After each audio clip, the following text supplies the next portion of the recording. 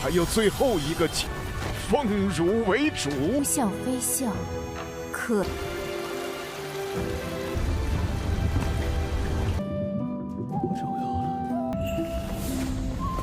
护着你，那不过是水。阁主早就答应了。这多亏了圣主，因我们爷俩自己的仇，也送我前往东周。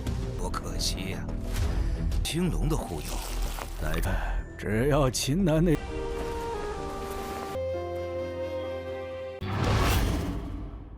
Halo guys, welcome back to KD Universe. Mari kita lanjutkan Treasure Changhun atau Peerless Battle Spirit. Nah, di part hari ini kita semua bakal menyaksikan penguasa istana itu secara resmi meninggoy dan dia kembali ke wujud tangan roh dewa perang guys. Yang berarti itu secara nggak langsung memperkuat Chinan karena bergabung dengan dewa perangnya. So mari kita lihat. Berdasarkan part kemarin, ini terjadi gara-gara para tetua dari Gunung Wentau udah merencanakan hal ini selama ribuan tahun. Mereka menunggu kesempatan untuk menyegel si penguasa istana. Chinan beserta lainnya mendapatkan harta dari Lord Nether. Tapi ternyata penguasa istana tidak selamah yang mereka kira. Mereka semua dihajar habis-habisan sampai terluka parah. Penguasa istana mengungkapkan kepada Chinan kalau dia sebenarnya adalah tangan kiri dari roh dewa perang, bukan manusia asli. So maka dari itu, kita masuk ke intro ya guys. Hehehe. Setelah itu penguasa istana mengatakan kalau sekarang masa hidupnya sudah berakhir. Tapi Chinan tidak membiarkannya. Dia berniat membantu penguasa istana apapun caranya. Dia tidak ingin berpisah dengan penguasa istana guys. Sayangnya penguasa istana tidak mau. Soalnya dia sebenarnya hanyalah sebuah bagian dari tangan dewa perang, bukan manusia sungguhan. Apalagi dia udah terluka parah nih. Jadi bisa dibilang inilah jalan satu-satunya untuk dia. Penguasa istana tunduk kepada Chinan, berjanji dia akan melayaninya seperti dahulu kala. Gak cuma itu, dia bakal langsung masuk ke tangannya Chinan meminta satu permintaan terakhir. Chinan bertanya apa permintaan itu. Ternyata dia memohon guys kepada Chinan agar tidak meninggalkan lagi si roh dewa perang. Karena dengan bergabungnya dia ke roh dewa perang, otomatis itu sudah seperti hidup di surga bagi dia. Dulu ketika roh dewa perang disegel, semua bagian tubuhnya itu terpisah, seperti penguasa istana ini dan yang lainnya guys. Chinan mendengar cerita itu dia sedih, berarti mulai sekarang dia nggak bisa lagi bertemu dengan penguasa istana. Gak lama dari itu, Qingxue datang menghampirinya. Dia nggak tega melihat Chinan yang menangis, mencoba menghibur. Senior wanita yang ada di kesadaran spiritual juga terus menenangkan Chinan. Karena bagi sang penguasa istana, justru inilah bentuk kebebasan.笑非笑，可 Kita beralih ke bawah laut Nether. Ternyata Chonglou terjatuh ke sana guys, syukurin tuh. Dia bahkan hilang ingatan dan kebingungan sebenarnya di manakah dia sekarang. Gak lama dari itu, ternyata tetua yang ikutan jatuh ke laut Nether. Bahkan dia pun kehilangan ingatan guys. Cuma satu hal yang dia ingat yaitu kapan dan di manakah dia mencari putranya. Melihat ada Chonglou, tetua yang menduga kalau dia adalah anaknya. Padahal kalau kalian ingat, anaknya sudah meninggoy. Chonglou bingung. Dia bahkan lupa akan identitasnya sendiri. Tetua menenangkannya dan meyakinkan kalau Chonglou sebenarnya adalah anak dia. Gak cuma itu, dia bakal mengajak Chonglou untuk pergi bersama, tidak boleh meninggalkan satu sama lain lagi. Wah, ini bentuk hukumannya sangat mengerikan guys, karena mereka gak bisa keluar dari sana, terjebak selama-lamanya sampai meninggoy. Kita pindah ke sisinya Chinan yang sedang berkultivasi di tempat penguasa istana. Tidak lama dari itu, muncullah seorang kakek-kakek yang kaget karena tidak menyangka Chinan itu sudah sembuh total. Ternyata kakek ini bernama Lao Cai guys. dan dia sebenarnya adalah teman dari penguasa istana. Dulu kakek Lao Cai pernah membentuk janji bersama si penguasa. Kalau dia sudah tidak ada, maka kakek Lao Cai lah yang akan melindungi Qin Nan. Qin Nan berterima kasih. Selama ini orang yang melindungi dia dalam kultivasi adalah sang kakek. Itu juga secara tidak langsung mengartikan guys, penguasa istana udah tahu kalau Qin Nan memiliki roh dewa perang.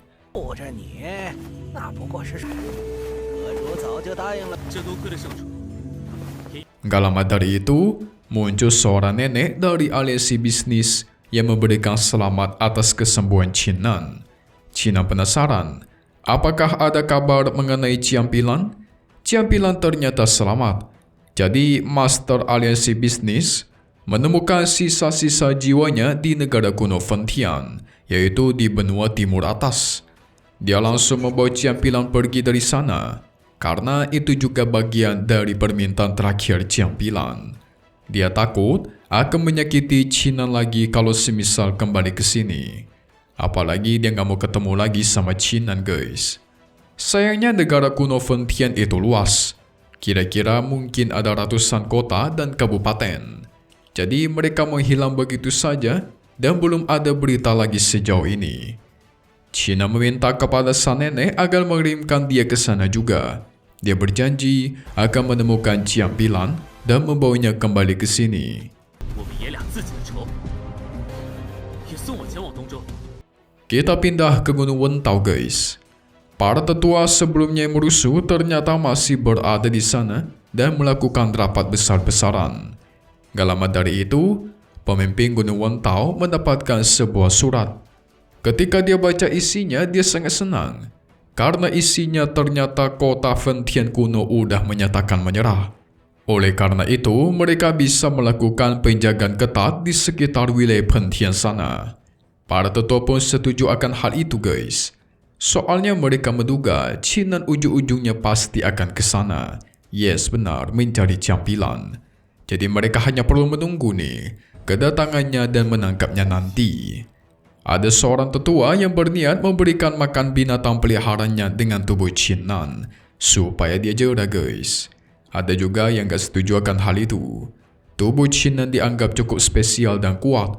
Lebih bagus lagi diekstrak aja tubuhnya, dimurnikan dan diserap kekuatannya. Waduh, gawat nih. Bakal perang besar lagi kah guys?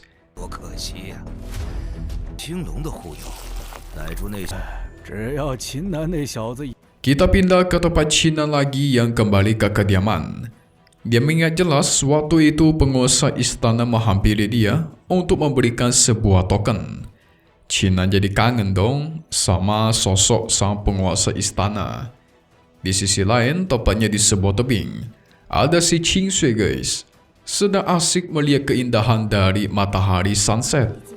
Gak lama dari itu, Qin Nan muncul meminta tolong kepada dia, memberitahukan kepada teman-temannya kalau dia akan pergi sesaat dan bakal kembali setelah berhasil memecahkan masalah. Qing Sui kali ini mengizinkan dia pergi. Dia tidak ingin menjadi hambatan buat Qin Nan dalam pengembangan kekuatan. Apalagi sekarang sudah memiliki tempat yang aman, yaitu Tanah Suci.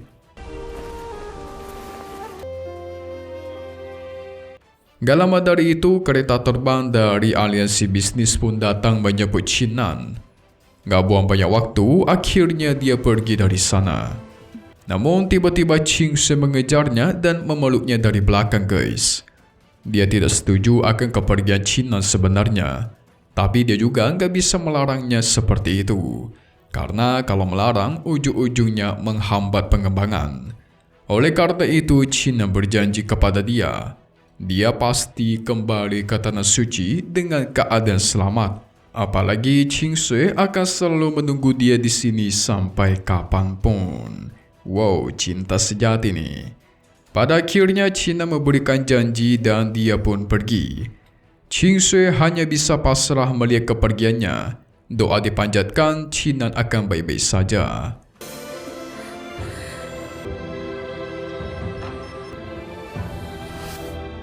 Apa yang bakal terjadi kepada Lord kita nanti guys? Tadi kita udah melihat para tetua dari Gunung Wentao itu mulai berpatroli. Nah, kalau sampai Cina ke sana, otomatis tertangkap dan mereka akan menyerangnya. Tapi apakah Cina sudah menyiapkan rencana lain ya? Nggak mungkin kan? Dia datang ke tempat asing tanpa ada persiapan ya nggak? So, kita lihat aja deh. Spoiler untuk part 1.15 mendatang yang bakal rilis lagi nanti. Oke, jadi singkatnya kita semua bakal melihat Cina bertemu dengan seorang wanita di sebuah hutan. Di sini mereka kultivasi berbarengan untuk meningkatkan kekuatan. Tapi betapa kagetnya si wanita itu ketika Cina latihan, tubuhnya memancarkan aura yang sangat kuat dan menyeramkan. Itu juga membuat si wanita senang guys, berlatih bersama orang yang kuat seperti Cinan. Karena ujung-ujungnya pasti dia juga bakal berimbas menjadi kuat juga. Siapakah wanita itu? Kita tunggu lagi di part 1.15 Jueshe Chanhun atau Peerless Battle Spirit ya guys. Tunggu di hari biasa dan pastinya cuma di sini. KD Universe. Thank you buat kalian semua nonton dan selalu support channel Mimin. Semoga kalian semua sehat selalu ya. Memang pamit undur dari dulu. Kita bakal ketemu lagi di video-video selanjutnya. Oke kalau gitu, see you guys.